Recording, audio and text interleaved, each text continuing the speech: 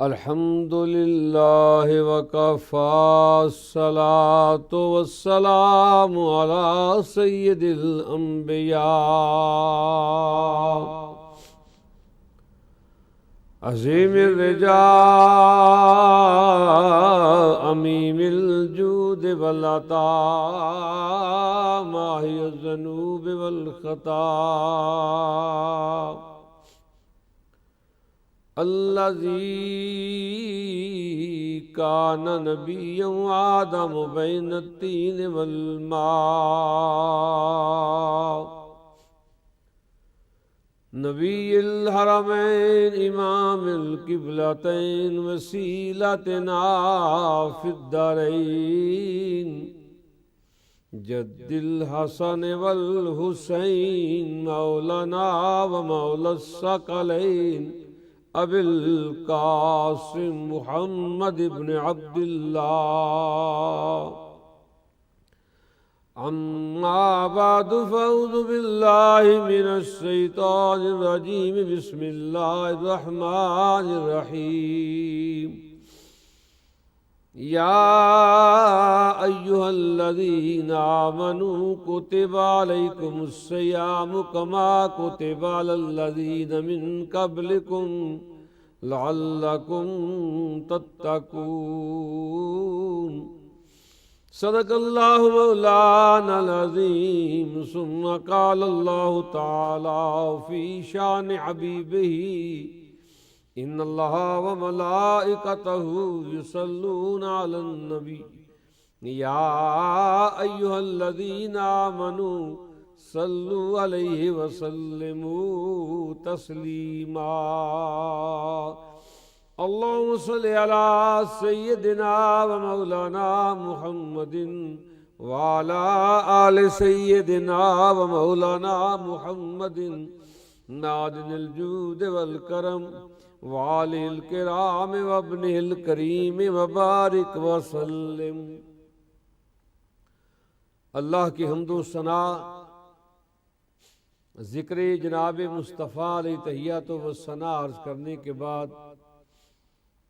قابل سعد احترام میرے بزرگوں، نوجوان بھائیوں، عزیز بچوں، قابل قدر ماؤں اور بہنوں، ماہ مقدس شعبان و رمضان کا ہے۔ سعودیہ اور کچھ دوسرے لوگوں نے ماہ سیام کا آغاز کر لیا،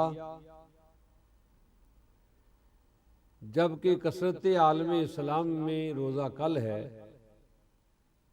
یو کے کا بھی یہی حال ہے، کچھ لوگوں نے آج رمضان کا آغاز کر لیا اور باقی کل انشاءاللہ رمضان مبارک کا آغاز ہوگا۔ ماہ سیام اپنی برکات لے کر آتا ہے، جس کا پہلا عشرہ تو رحمت کا ہے، دوسرا بخشش کا ہے، تیسرا عشرہ جو ہے وہ دوزخ سے نجات کا ہے۔ یہ جو پہلا عشرہ ہے جو رحمت کا ہے، اس میں خوش نصیب ماہ سیام کا احترام بھی کرتے ہیں، اگرچہ روزہ مشکل ترین ہے،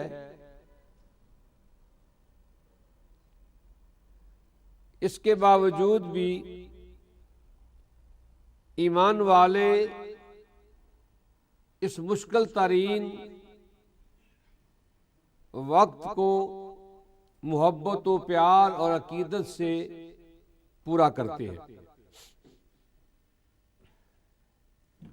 چونکہ روزہ اللہ کریم کا جو فرمان ہے، یا ایھا الذین آمنوا کتب علیکم الصیام کما کتب علی الذین من قبلکم لعلکم تتقون، اے ایمان والو، ہم نے تم پر روزے فرض کیے ہیں جس طرح کہ تم میں سے پہلی امتوں پر فرض کیے تھے۔ کیوں فرض کیے؟ لعلکم تتقون، تاکہ تم متقی بن جاؤ، تقوی والے بن جاؤ۔ ایک تو روزہ ایمان والوں پر فرض ہے، دوسروں پر فرض نہیں ہے۔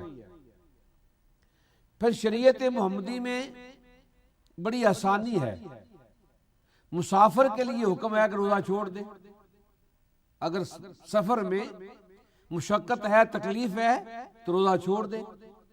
بیمار کے لیے حکم ہے کہ روزہ چھوڑ دے، جب تندرست ہوگا پھر روزہ رکھ لینا۔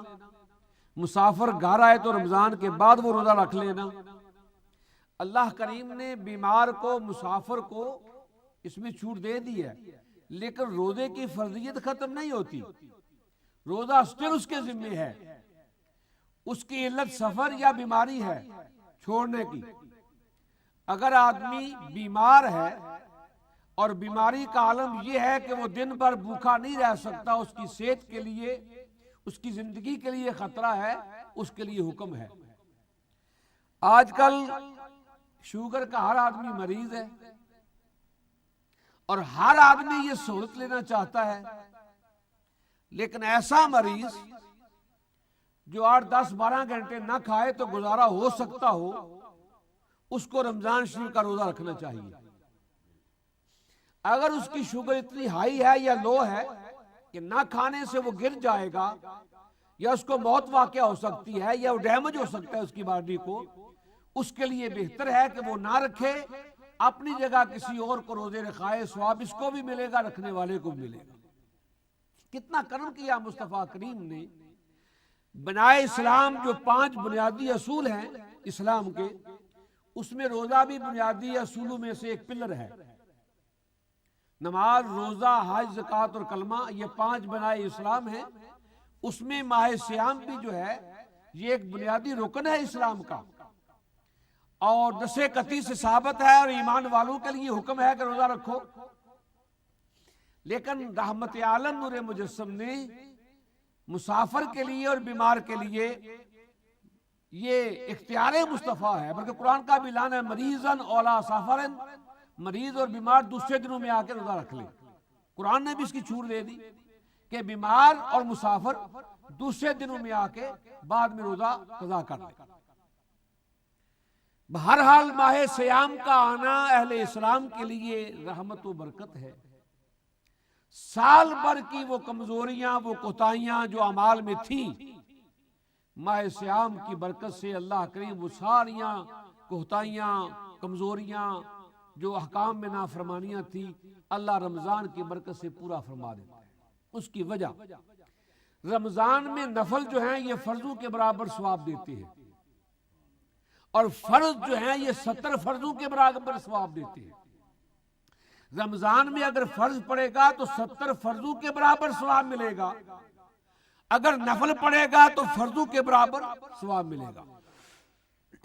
اس میں نماز تراویح بھی ہے جو 20 رکعت ہم پڑھتے ہیں، یہ ہیں تو نوافل، لیکن یہ ایسا عمل ہے جو خدا کو بھی پسند ہے اور مصطفیٰ کو بھی پسند ہے۔ جب انسان نماز تراویح میں کھڑا ہوتا ہے تو قاری صاحب، حافظ صاحب اللہ کا قرآن پڑھتے ہیں، ایک لفظ پر 10 نیکیاں ملتی ہیں، پڑھنے والے کو بھی اور سننے والے کو بھی۔ الف لام میم یہ 3 حرف ہیں، جہاں سے سورہ بقرہ شروع ہوتی ہے، سورہ فاتحہ کے بعد جو پہلا لفظ ہے وہ الف لام میم، یہ حروف مقطعات ہیں جو خدا اور مصطفیٰ کے سوائے اس کے معنی کو کوئی نہیں جانتا۔ یہ 3 حرف ہیں، الف لام میم۔ محققین کہتے ہیں کہ نہیں، الف بھی 3 حرف ہیں، الف، لام اور فے۔ میم بھی 3 حرف ہیں، میم یہ اور میم، اور الف لام بھی 3 حرف ہیں، لام، الف اور میم۔ یہ تینوں حرف الف لام میم 9 حرف بنتے ہیں۔ 9 کو اگر 10 سے ضرب دیں تو 90 نیکیاں بنتی ہیں۔ کتنی نیکیاں بنتی ہیں؟ اور رمضان میں یہ 70 گنا بڑھ جاتی ہیں۔ اب 90 کو 70 سے ضرب دے تو کتنی نیکیاں بڑھ گئی صرف الف لام میم سننے سے۔ تو جو پورے رمضان میں اللہ کا قرآن سنتا ہے اس کی نیکیوں کی کوئی حد رہتی ہے؟ نوافلوں کا فرض کے برابر ثواب اپنی جگہ، قرآن عظیم کے سننے کا ثواب اپنی جگہ، پھر اللہ کریم کے محبوب فرماتے ہیں جو رمضان میں نیکی کرتا ہے یا ایک نیکی کرتا ہے خدا اس کے 10 گناہ معاف کرتا ہے، 10 درجے اللہ کریم اس کے بلند کرتا ہے. لیکن رمضان میں اللہ اس کے 70 گناہ معاف کرتا ہے، 70 درجات اس کے بلند کرتا ہے. آج رات کو نماز تراویح ہوگی، خوش نصیب جہاں بھی مسجد میں جگہ ملے نماز تراویح کے لیے جانا چاہیے، اللہ کا قرآن سننا چاہیے، کیونکہ قرآن عظیم سننے سے ایمان کو طاقت ملتی ہے، ایمان تازہ ہوتا ہے، روحانیت ملتی ہے. پھر پہلا عشرہ جو ہے یہ رحمت کا ہے، پہلا عشرہ جو ہے اللہ کی رحمت برستی ہے. تاجدار مدینہ کی ذات پاک منبر کی پہلی سیڑھی پہ قدم رکھا تو فرمایا آمین. پھر حضور نے دوسری سیڑھی پہ قدم رکھا، پھر تیسری سیڑھی پہ قدم رکھا تو پھر فرمایا آمین. صحابہ نے عرض کی یا رسول اللہ آج آپ نے خلاف عادت ہر سیڑھی پہ قدم رکھتے ہوئے آمین آمین آمین کہا ہے، اس کی کیا وجہ تھی؟ میرے آقا نے فرمایا جب میں نے پہلی سیڑھی پہ قدم رکھا تو جبریل امین میری بارگاہ میں آئے، عرض کی کملی والے وہ شخص ہلاک ہو جائے جس نے اپنے بوڑھے ماں باپ تو پائے ان کی خدمت کر کے اپنی بخشش نہ کروا سکا. تو میں نے کہا آمین. جب میں نے دوسری سیڑھی پہ قدم رکھا تو جبریل امین نے یہ دعا کی کملی والے وہ بھی برباد ہو جائے جس نے آپ کا نام نامی اس میں گرامی سنا اور آپ پر درود نہ پڑا. میں نے کہا آمین. جب میں نے تیسری سیڑھی پہ قدم رکھا تو جبریل نے یہ دعا کی کملی والے وہ بھی تباہ ہو جائے جس نے ماہ سیام تو پایا اور اپنی بخشش نہ کروا سکا. تو میں نے کہا آمین. اب 3 دعائیں ہیں جو جبریل نے کی ہیں اور مصطفیٰ کریم نے ان پہ آمین کہا ہے. دعا ہے جبریل امین کی، آمین ہے مصطفیٰ کریم کی. دعا مانگنے والا فرشتوں کا استاد ہے، رسول الملائکہ ہے، بڑی عظمت والا ہے، خدا کا پیغام ہر نبی کے پاس لانے والا ہے، اور دعا کی آمین کہنے والے امام الانبیاء ہیں اور میرے اور آپ کے آقا ہیں. اب یہ تینوں دعائیں ایسی ہیں کہ جس کو ماں باپ مل جائیں ان کی خدمت نہ کرے وہ تباہی اور بربادی کے لائق ہے. اور ماں باپ وہ نعمت عظمیٰ ہے کہ جس کسی نے بھی اپنی ماں باپ کی خدمت کی ہے اگر ماں باپ کی زبان سے کوئی پیار کا جملہ نکل گیا خدا کی قسم خدا کا عرش ماں باپ کی دعا ہلا دیتی ہے. اور ڈائریکٹ دعا جو خدا کی بارگاہ میں پہنچتی ہے وہ ماں باپ کی دعا ہے جسے کوئی چیز نہیں روکتی. پھر سرکار کی ذات اہل محبت جب بھی سرکار کا نام نامی اسمی گرامی آتا ہے تو سرکار کے نام پر لوگ انگوٹھے بھی چومتے ہیں پیار سے. یہ سنت آدم علیہ السلام ہے، سنت سیدنا ابوبکر صدیق ہے انگوٹھوں کا چومنا. کچھ لوگ کہتے ہیں جی انگوٹھے نہیں چومنے چاہیے، یہ حدیث ضعیف ہے. بھئی ضعیف ہی صحیح آپ کے نزدیک، لیکن یہ پیار والی حدیث ہے. جس کو سرکار سے پیار ہوگا بچے کو اٹھاتے ہو نا تو بے ساختہ چومتے ہو، اور وہی چومتا ہے جس کو پیار ہوتا ہے. نہ ہر بچے کو اٹھایا جاتا ہے نہ ہر بچے کو چوما جاتا ہے. جس بچے کے ساتھ پیار ہوتا ہے نا، ماں کو اپنے بچے سے پیار ہے نا، ماں نے زرق برق لباس پہن رکھا ہے، زیورات سے اس کے بازو گلا سجا دجا ہوا ہے، اور بچہ مٹی میں کیچڑ میں لپٹا ہوا ہے، اور بچہ 4 پائی سے زمین پر گر جائے یا بھاگتا ہوا زمین پر گر جائے تو وہ ماں بے ساختہ اپنے بچے کو سینے سے لگاتی ہے.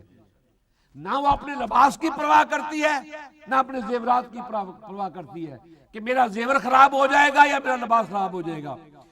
بچے سے جو ماں کو محبت ہے وہ اتنی بے تابی سے اپنے بچے کو اٹھاتی ہے اور سینے سے لگاتی ہے. نہ وہ اپنے لباس کی پرواہ کرتی ہے نہ اپنے زیورات کی پرواہ کرتی ہے اور نہ ہی اپنے مرتبے کی پرواہ کرتی ہے. ماں کو اپنی اولاد سے جو محبت ہے اور اس کیچڑ میں لپٹے ہوئے بچے کو سینے سے لگاتی ہے اس کا سر منہ بھی چومتی ہے، میرے لال تجھے لگی تو نہیں. یہ ہے ممتا کی محبت، یہ ہے ماں کی محبت. تو جس کو محبت ہو وہ چومتا ہے نا.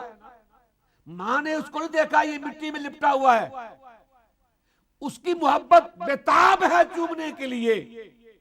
اس لیے جس کو سرکار سے محبت ہے نا وہ تو انگوٹھے چومتا ہے. کیونکہ سرکار نے سیدنا عمر فاروق کو فرمایا تھا کہ تجھے مجھ سے کتنی محبت ہے؟ فرمایا کملی والے اولاد سے بڑھ کر، خاندان سے بڑھ کر، مال و متاع سے بڑھ کر. فرمایا کامل ایمان نہیں ہے. پھر فاروق اعظم عرض کی یا رسول اللہ مجھے اپنی جان سے بھی زیادہ آپ کی محبت ہے. فرمایا اب مکمل ایمان ہے. تو سرکار کو اپنی جان سے، اولاد سے، عزیز و اقربا سے، کائنات کی ہر چیز سے اپنی جان سے بھی بڑھ کر جو پیار کرے وہ مومن ہے. وہ کیا ہے؟ مومن ہے. تو جو محبت سے انگوٹھے چومتے ہیں، پیار سے چومتے ہیں. آج کل مولویوں میں انت چکی ایسے ایسے مسئلے شروع کر دیں ملک مقبول صاحب کے بلا کہ حد ہوگی ہے. علیہ السلام کہنا چاہیے، نہیں کہنا چاہیے، بالتوا کہنا چاہیے، بالاستقلال کہنا چاہیے. اور پاگلوں لوگوں کو کیا پتا بالتوا کیا بالاستقلال کیا ہے؟ کہ مستقل سرکار کی آل پر درود پڑھے یا اپنی طبیعت چاہتی ہے تو پڑھے. جس کو سرکار سے محبت ہے اس کو سرکار کی آل سے بھی محبت ہے. جو محبت رسول سے کرے آل سے نہ کرے اس کا تو ایمان ہی نہیں ہے. سرکار نے فرمایا جو ان سے محبت کرے گا اس نے مجھ سے محبت کی، جو ان سے بغض کرے گا وہ مجھ سے بغض کرتا ہے.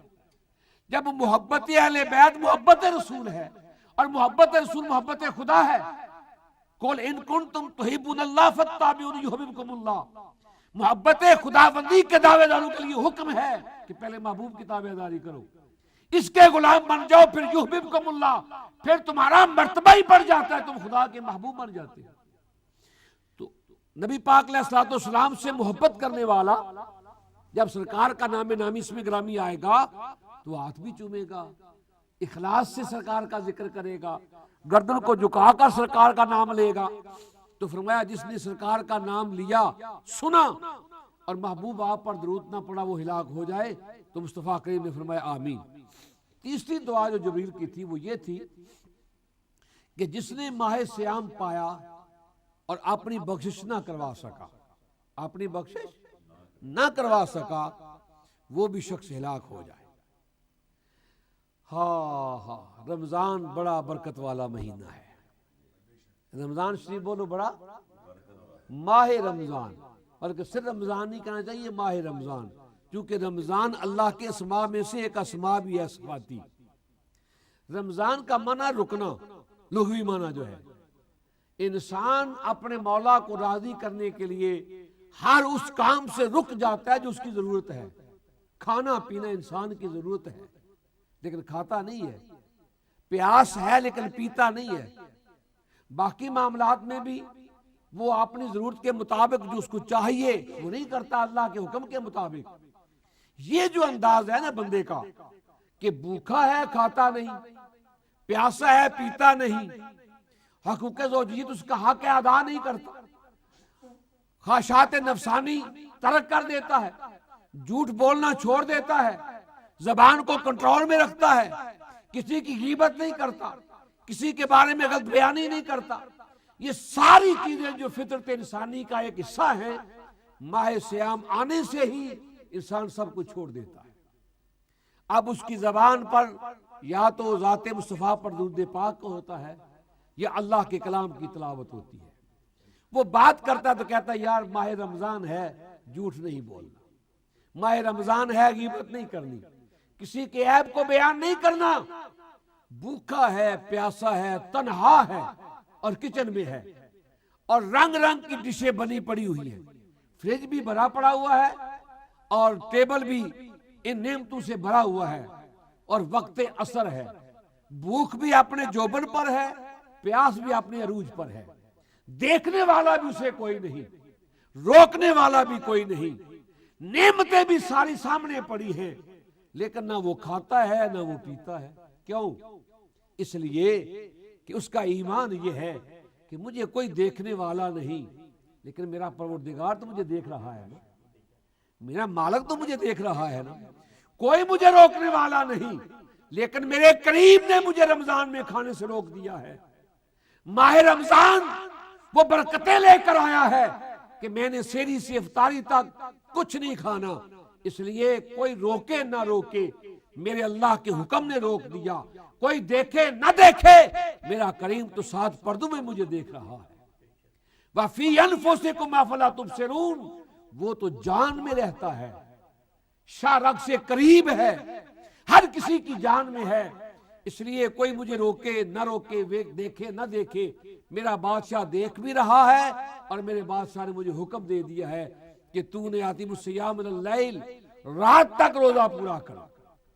روزے کا جو ٹائم ہے وہ طلوع فجر سے پہلے لے کر شام تک، غروب آفتاب تک ہے. اس کے درمیان آدمی نہیں کھاتا. تو اس پر خدا نے اپنے محبوب کو جو حکم بھیجا کہ ماہ سیام نصیب ہو اور وہ اپنی بخشش نہ کرائے، یہ دعا کی جبریل نے، آمین کی مصطفیٰ کریم نے کہ وہ ہلاک ہو جائے. اب ماہ سیام آ گیا ہے، برکتیں لے کر آیا ہے، اس میں رزق میں برکت ہوتی ہے. آپ نے تجربہ کیا ہوگا کہ حالات جیسے بھی ہوں، ماہ سیام کا دسترخوان تو بھرتا ہے نا، ہر کسی کے گھر میں بھرتا ہے. غریب سے غریب بھی ہوگا، اسے بھی میرا پروردگار اس مہینے میں پینے کے لیے مشروب دے گا، کھانے کے لیے نعمتیں عطا کرے گا. کہاں سے آئیں گی وہ میرا کریم جانتا ہے، جو رزاق ہے پوری کائنات کا.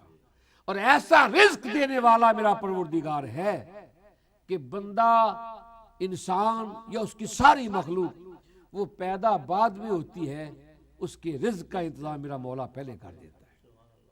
ماں کو دودھ کی نعمت سے پہلے نوازتا ہے، بچہ پیدا بعد میں ہوتا ہے. انڈے سے، انڈے میں جو روز ہم کھاتے ہیں سفیدی ہے، زردی ہے، اسی زردی اور سفیدی سے چوزا نکلتا ہے، پرندے بنتے ہیں، چوزے بنتے ہیں، مرغ بنتے ہیں. جتنے بھی انڈے والے جانور ہیں، نہ ان کو کوئی ہوا دینے والا ہے، نہ کوئی خوراک دینے والا ہے. بچہ ماں کا، انسان ہو یا حیوان ہو، یعنی کہ جو انسان بچے بنتے ہیں، مولا کائنات کے علم پہ قربان جائیں. پٹی صاحب سرکار نے قربان آپ کے علم پر. کسی نے سوال کیا، حضور یہ فرمائیں کہ بچے کون سے جانور دیتے ہیں اور انڈے کون سے دیتے ہیں؟ کون سے جانور انڈے دیتے ہیں اور کون سے جانور بچے دیتے ہیں؟ قربان جائے مولا کائنات کے علم پر. فرمایا جن کے کان اندر ہے وہ انڈے دیتے ہیں، جن کے کان باہر ہیں وہ بچے دیتے ہیں. سبحان اللہ. تو کہو یار صاحب، آپ بھی بڑے ڈاکٹر ہیں، بڑے عالم ہیں، بڑے وکیل ہیں، لیکن مولا کائنات نے 2 لفظوں میں حل کر دیا مسئلہ. گنتی نہیں کی کہ فلاں فلاں فلاں فلاں. فرمایا جن کے کان اندر ہیں وہ انڈے دیتے ہیں، جن کے کان باہر ہیں وہ بچے دیتے ہیں. تو انڈے والے جتنے بھی جانور ہیں ان کو خوراک کون دیتا ہے؟ قُلِ اللَّهُمَّ مَالِكَ الْمُلْكِ تُؤْتِي الْمُلْكَ مَن تَشَاءُ وَتَنزِعُ الْمُلْكَ مِمَّن تَشَاءُ وَتُعِزُّ مَن تَشَاءُ وَتُذِلُّ مَن تَشَاءُ بِيَدِكَ الْخَيْرُ. یہ ساری عظمتیں میرے پروردگار کے ہاتھ میں ہیں. عزت و ذلت اور ملک میرے مولا کے قبضے میں ہے. تبارک الذی بیدہ الملک، سارے ہی ملک میرے پروردگار کے ہاتھ میں ہے. جسے چاہے وہ عزت دے، جسے چاہے وہ ذلت دے. یہ عزت و ذلت کا مالک میرا پروردگار ہے، یہ بندوں کے ہاتھ میں نہیں ہے. پھر آگے اللہ فرماتا ہے تولج اللیل فی النہار وتولج اللیل فی النہار وتولج النہار فی اللیل. ہم نے رات کو دن سے اور دن کو رات سے پیدا کیا ہے. وتخرج الحی من المیت وتخرج المیت من الحی. ہم زندوں سے مردوں کو پیدا کرتے ہیں اور مردوں سے زندوں کو پیدا کرتے ہیں. انڈا تو مرغی سے پیدا ہوا، لیکن انڈے کے اندر جو بچہ بنا ہے اس نے سانس کس نے دیا، اس کو خوراک کس نے دی؟ انسان جب بنتا ہے تو یہ نڑوا جو ہو نا، یہ ناف جو ہوتی ہے، یہاں سے بچے کو خوراک ملتی ہے. اور تمام جانوروں کا بھی یہی انداز ہے کہ نڑوے سے بچے کو خوراک ملتی ہے.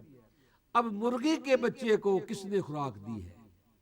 اس زردی اور سفیدی کو کس نے خوبصورت چوزا بنا دیا ہے؟ نہ تو انڈے کے باہر سے کوئی خوراک آ رہی ہے، نہ ہوا آ رہی ہے. بغیر ہوا و خوراک کے میرا پروردگار اس انڈے سے بچہ خوبصورت نشو و نما والا اور جس نسل کا ہوگا پیدا ہوتے ہی وہ کنگرے کنارے، وہ رنگ، وہ بوٹے کنارے جو بھی بچے کے ہیں، جانور کے جو ہیں، اللہ کریم اسے عطا کر دیتا ہے۔ کبھی غور کیا آپ نے؟ تتلی کا بچہ ہو، اس کے نشو و نما کیسے ہے، اور وہ رنگ جو میرے پروردگار نے اس کو دیے ہوئے ہیں، ماں کو جو دیے ہیں، میرا پروردگار انڈے کے اندر بھی وہ رنگ، وہ پھول، وہ نگاری جو ہوتی ہے، وہ اللہ کریم وہاں کر دیتا ہے۔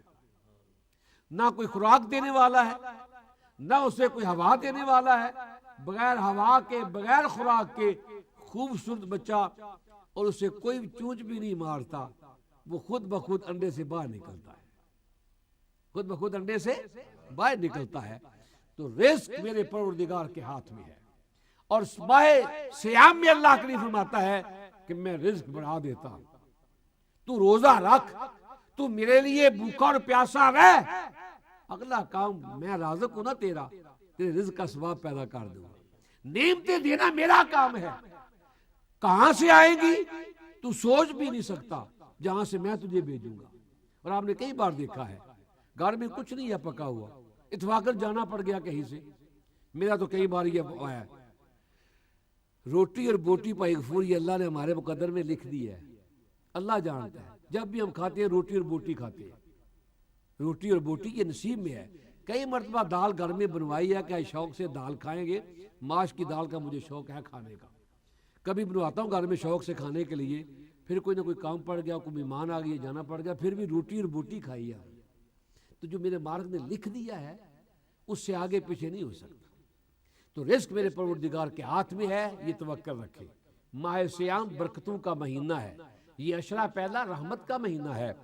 رہا یہ مسئلہ کہ روزہ آج ہے یا کل ہے، کچھ لوگوں نے آج رکھا ہے سعودیہ کے ساتھ، لیکن ان سے میری یہ گزارش ہے کہ روزہ اگر سعودیہ کے ساتھ رکھتے ہیں تو نماز سعودیہ کے ساتھ کیوں نہیں پڑھتے ہیں؟ اگر چاند جو ہے یہ سعودیہ سے لیتے ہو تو سورج سعودیہ سے کیوں نہیں لیتے؟ جب وہ زور پڑے آپ بھی زور پڑا کریں، جب وہ عصر پڑے آپ بھی عصر پڑا کریں، جب وہ مغرب پڑے آپ بھی مغرب پڑا کریں۔ چاند تو سعودیہ کا آپ کو پسند ہے، نمازوں کے اوقات آپ کو پسند کیوں نہیں؟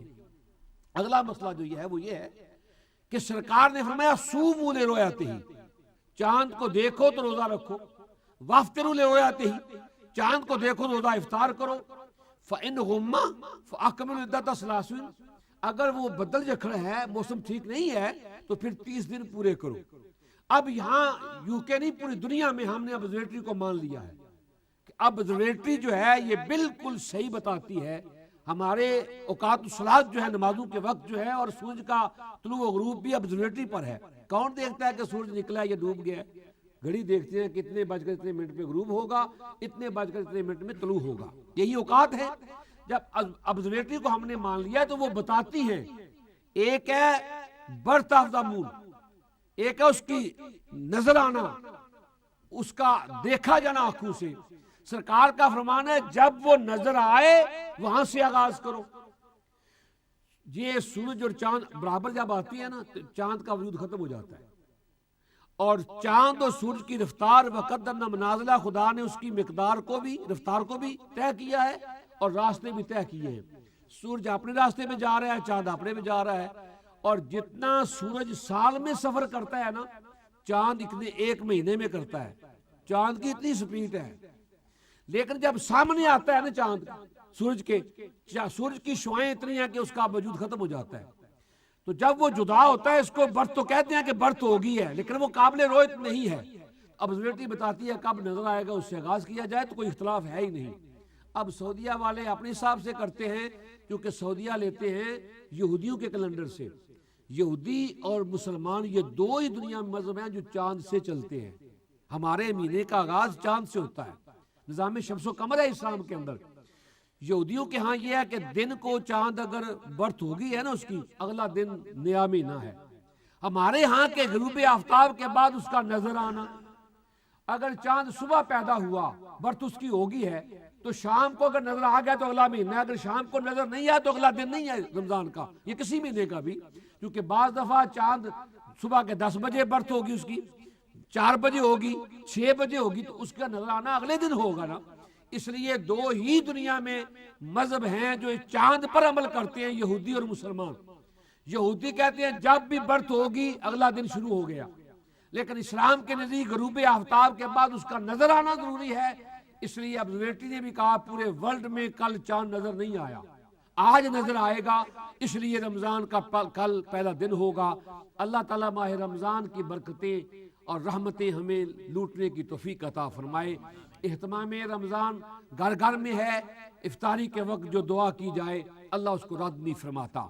اور مسلمانوں، سرکار کے غلاموں، تمہاری تو عظمت ہی بڑی ہے کہ رمضان کے مہینے میں دریا کی مچھلیاں بھی تیری بخشش کے لیے دعا کرتی ہیں، پانی میں رہنے والی تیری پیاس پر دعا کرتی ہیں کہ جو اللہ کی رضا کے لیے اور مدینے والے آقا کی شریعت کے لیے پیاسا ہے، یا اللہ ہم پانی میں رہ کر اس کی بخشش کی دعا کرتی ہیں، کس کی بخشش فرما دے۔ اس لیے تو بڑے مرتبے والا ہے۔ آپ جانتے ہیں کہ میں 2 جمعے یہاں نہیں تھا۔ میرے حضور قبلہ پیر صاحب جو میرے حضور قبلہ عالم شہنشاہ امیر ملت پیر سید جماعت علی کے سجادہ نشین تھے، حضور فخر ملت پیر سید افضل حسین شاہ صاحب جماعتی جو میرے استاد بھی تھے، میں نے ان سے پڑھا اور بڑے کریم تھے، اور وہ بچپن میں ہی قبلہ عالم فرماتے ہیں یہ افضل حسین اللہ کا ولی ہے۔ انہوں نے ملک صاحب 7 سال کی عمر میں اللہ کا قرآن حفظ کیا تھا اور 6 ماہ میں کیا تھا۔ میں نے 15 سال ان کا قرآن پاک سنا ہے۔ آج یہ شیخ صاحب کبھی ایک غلطی میں نے نہیں، 15 16 حافظ پیچھے ہوتے تھے، کبھی ایک غلطی میں نے نہیں سنی۔ ایک ہی ہفتہ پہلے مجھے 3 گھنٹے فون کرتے رہے، باتیں کرتے رہے۔ اچانک ہاتھ کی تکلیف ہوئی تو آپ سیالکوٹ سے لاہور جا رہے تھے ایمبولینس میں، اور درویش کو بار بار کہتے یار 4 نہیں بجے ابھی۔ وہ کہتا حضور 3:00 ہوئے ہیں۔ اس نے میں پوچھا صدام سے بیٹا تو نے کہا میں جان بوجھ کے بتا، بار بار پوچھتے تھے 4 نہیں بجے، تو پھر کہنے لگے تو جھوٹ بولتا ہے، 4 بجنے کے قریب ہے، میری تسبیح مجھے دے دے۔ تسبیح لی اور سرکار پہ درود پڑھتے ہوئے اللہ کو پیارے ہو گئے۔ کہ جنازہ آپ نے یوٹیوب پہ دیکھا، بے پناہ دنیا تھی۔ ایک بدھ کو ان کا وصال ہوا اور میں چلا گیا جمعرات کو۔ دوسرے بدھ کو میں اپنے بھائی جان بڑے جو یہاں تشریف لاتے ہیں، پیر سید خضر حسین چشتی دامت برکاتہ اللہ علیہ، ان کا جوان بیٹا تھا، بڑا 35 سال اس کی عمر تھی۔ وہ کمپلیکس میں اسلام آباد داخل تھا، اس کو شوگر کی تکلیف تھی، چھوٹا سا زخم ہوا پاؤں پہ، اس میں پوری ٹانگ میں تکلیف ہوگی۔ وہ کہنے لگے ٹانگ کاٹنی ہے، پہلے انگوٹھا کاٹا۔ میں اس کے بیمار پرسی کے لیے گیا، جمعے کو واپسی بھی تھی میری۔ اس کو پتہ چلا کہ چاچو آ رہے ہیں، تو وہ لڑکوں سے کہتا ہے مجھے باہر لے چلو۔ وہ ساری زندگی بڑے ادب کرتا تھا، بڑا تھا وہ گھر میں، پوتا میرے والد صاحب کا۔ ہمارے بھائیوں میں وہ بڑے بھائی جان تھے، ان کا ہی وہ بیٹا بڑا تھا، مجھ سے بہت زیادہ ہی محبت کرتا تھا، جو کہ میں بھی اسے پیار کرتا تھا، بڑا تھا، قمر حسین اس کا نام تھا۔ تو وہ کہتا ہے چاچو آ رہے ہیں تو مجھے باہر لے چلو، میں اس کا باہر استقبال کرتا ہوں، وہاں ملتا ہوں۔ ادھر وہ گیٹ سے باہر نکلا، ادھر میں گاڑی سے اتر رہا تھا۔ لڑکوں نے کہا کہ تیرے چاچو آگے ہیں۔ بس اس کو یہ تھا تو معلوم تھا کہ میری ٹانگ کاٹنا چاہتے ہیں یہ۔ ایسا دل پہ اٹیک ہوا کہ میری آنکھوں کے سامنے دیکھتے دیکھتے اس کی بہت کوشش کی ڈاکٹروں نے، لیکن وہ اللہ کو پیارا ہو گیا۔ اس کے 2 بچے ہیں، ایک بیٹی ہے اور ایک بیٹا ہے۔ اور میں نے اپنے بھائی جان کو اتنا صابر میں نے کم لوگوں کو دیکھا ہے کہ جوان بیٹے کا لاشا ہو اور آنکھوں میں کوئی آنسو نہ ہو، ہر کسی کو تسلی دے رہے ہیں۔ اور جنازے پہ یہ جملہ کہا، یہاں مفتی اقبال صاحب آپ کو پتہ لاہور تشریف لاتے ہیں، پچھلا پروگرام انہی کے ساتھ یہاں اکٹھا کیا تھا انہوں نے۔ کہتے ہیں یار مفتی اقبال، یہ میرے آنسو جو ہے نا، یہ سیدہ کائنات کے بچوں کی امانت ہے۔ میں نے اپنے بیٹے کی لاش پر کوئی آنسو نہیں بہایا، کوئی ایسی بات سنا کہ میں بھی 2 آنسو اپنے بچے کی لاش پہ بہا دوں۔ تو مفتی اقبال بھی رو رہا تھا، اس نے کہا حضور میں تو کچھ نہیں کہہ سکتا۔ ایک جملہ اس نے بولا کہ جوان بیٹوں کے لاشیں اٹھانا یا کا حسین اور اولاد حسین کا ہی کام ہے، کہ اتنے جوان بیٹے کا لاشا اٹھا لینا۔ اس پر پھر ان کے آنسو پھر مجھے گلے لگا کے سخت ہوئے۔ دعا کریں اللہ کریم میرے پیر صاحب کے بھی درجات بلند فرمائے، اللہ کریم میرے بھتیجے کی بھی درجات بلند فرمائے، اور بوڑھے ماں باپ کو اللہ کریم صبر جمیل عطا فرمائے۔ اس کے 2 یتیم بچے ہیں، ایک بچہ آنے والا ہے، وہ جو آنے والا ہے اس کو پتہ ہی نہیں لگا کہ یہ بچے جو موجود ہیں ان کو تو پتہ ہے کہ یہ ہمارا باپ تھا۔ اب جو دنیا میں آنے والا ہے، بھائی جان نے اس کا نام بھی رکھ دیا ہے کہ یہ میرے قمر حسین کو اللہ بیٹا عطا کرے گا۔ دعا فرمائے اللہ کریم ان بچوں کو صبر اور ہماری اس بیوہ بیٹی کو اللہ حوصلہ عطا فرمائے۔ اور میرے بھائی جان کو میری باجی جو اپنے بیٹے کے لیے تڑپتی ہے روتی ہے، آتے ہوئے بہت تڑپایا انہوں نے مجھے کہ تیرا وہ چہیتا بیٹا، اب کس کو ہم کہیں گے کہ مزمل حسین آپ اپنے بیٹے کو بلاؤ۔ اور میں 2 دن جس بچے کو بلاتا کہتا قمر سر کو بلاؤ یار، کیونکہ میں جب بھی جاتا تھا وہی میرے ساتھ ہوتا تھا، اسی کو میں آوازیں دیتا تھا۔ تو 2 دن میں یہی جس کو یار قمر کو بلاؤ، قمر شاہ کو بلاؤ۔ اب وہ قمر دنیا میں نہیں ہے، اس کی نشانیاں موجود ہیں۔ دعا کر اللہ کریم بھائی جان کو بھی صبر عطا فرمائے، خاندان کے جملہ افراد کو بھی صبر عطا فرمائے۔ اللہ کریم تمام حضور کی امت پہ کرم فرمائے۔ ماہ سیام برکت والا مہینہ آیا ہے، اللہ اس برکت والے مہینے کا مجھے اور آپ کو عزت و احترام کرنے کی توفیق عطا فرمائے۔ 3 رمضان جو ہے سیدہ کائنات کا یوم وصال ہے، خاتون جنت کا، اپنے گھروں میں اہتمام کرنا، سیدہ کائنات کی بارگاہ میں ہدیہ عقیدت و محبت پیش کرنا۔ انشاءاللہ ہم ڈی ایم پہ بھی سیدہ کائنات کی بارگاہ میں ہدیہ عقیدت و محبت پیش کریں گے۔ اللہ کے ڈاکٹر صاحب کو پاکستان میں گلبرگ میں مل کے آیا، ڈاکٹر صاحب وہاں فیملی کے رات کو کھانا اکٹھا کھایا، الحمدللہ خوش ہیں، کام میں مصروف ہیں، اللہ اس میں مزید برکات عطا فرمائے۔ بھائی مقبول کی صحت کے بارے میں اللہ نے شفا کاملہ، ایسے بیمار نہیں ہیں جو آپ سمجھیں کہ بہت زیادہ بیمار ہے۔ رات کو تو مجھے بھائی غفور نے ڈرا ہی دیا تھا، الحمدللہ میں نے دیکھا ہے، اللہ تعالیٰ آپ کو سلامت رکھے۔ یہ بھائیوں کا بھی جو سلسلہ ہے نا، یہ بھی ایک اللہ نے ایسا بنا دیا ہے، آج کل تو محبت ہی نہیں رہی بھائیوں میں، خدا ان بھائیوں میں جیسے محبت ہے، اللہ مزید اس میں برکت فرمائے، اور اللہ کریم سب کے بھائیوں کی جوڑیاں سلامت رکھے۔ اللہ تعالیٰ ہمارے ادارے کو، ڈی ایم کو، ڈی ایم کے ورکروں کو، آپ نمازیوں کو، میری وہ مائیں بہنیں بیٹیاں جو میرے ساتھ دعا مانگتی ہیں، مجھے کہتی ہیں شاہ صاحب ہم جب تک آپ کا جمعہ نہ سن لیں، نماز نہ دیکھ لیں، ہم نماز نہیں پڑھتی۔ اللہ میری ان بہنوں کو، بیٹیوں کو، ماؤں کو عظمتیں عطا فرمائے، ان کی مصیبتیں پریشانیاں اللہ دور فرمائے، اللہ کریم ہر گھر میں سکھ چین نصیب فرمائے، اور اللہ کریم اپنے محبوب کے صدقے میرے حضور قبلہ عالم شہنشاہ میرے ملت پیر سے جماعت علی اولاد کے اور حضور فخر ملت کے درجات اور بلند فرمائے۔ وما علینا الا البلاغ المبین۔ اب سنتے اللہ فرمائے وَلَنَبْلُوَنَّكُمْ بِشَيْءٍ مِّنَ الْخَوْفِ وَجُوعٍ وَنَقْصٍ مِّنَ الْأَمْوَالِ وَالْأَنفُسِ وَالثَّمَرَاتِ وَبَشِّرِ الصَّابِرِينَ الَّذِينَ إِذَا أَصَابَتْهُم مُّصِيبَةٌ قَالُوا إِنَّا لِلَّهِ وَإِنَّا إِلَيْهِ رَاجِعُونَ إِنَّهُ تَعَالَىٰ جَوَادٌ كَرِيمٌ مَّلِكٌ رَّءُوفٌ رَّحِيمٌ۔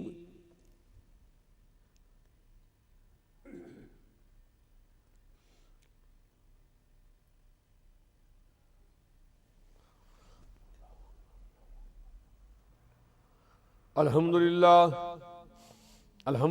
نحمده ونستعینه ونستغفره ونؤمن به ونتوکل علیہ ونعوذ باللہ من شرور انفسنا من سیئات اعمالنا من یهده اللہ فلا مضل له ومن یضلل فلا ہادی له ونشهد ان لا الہ الا اللہ وحدہ لا شریک له ونشهد ان سیدنا وسندنا وحبیبنا وحبیب ربنا ومحبوبنا محبوب ربنا ومطلوبنا ومطلوب ربنا ونورنا ونور ربنا ونور اولنا ونور آخرنا ونور ظاہرنا ونور باطنا وغوثنا وغیثنا وغیاثنا ومعیثنا محمد صلی اللہ علیہ وسلم جد الحسن والحسین رضی اللہ تعالی عنہما۔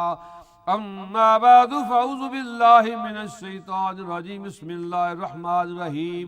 قل ان کنتم تحبون اللہ فاتبعونی یحببکم اللہ ویغفر لکم ذنوبکم واللہ غفور الرحیم۔ ان اللہ وملائکتہ یصلون علی النبی یا ایھا الذین آمنوا صلوا علیہ وسلموا تسلیما۔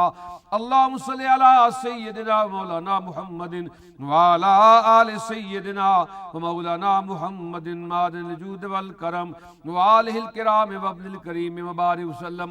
سبحان ربک رب العزت عما یصفون وسلام علی المرسلین والحمدللہ رب العالمین۔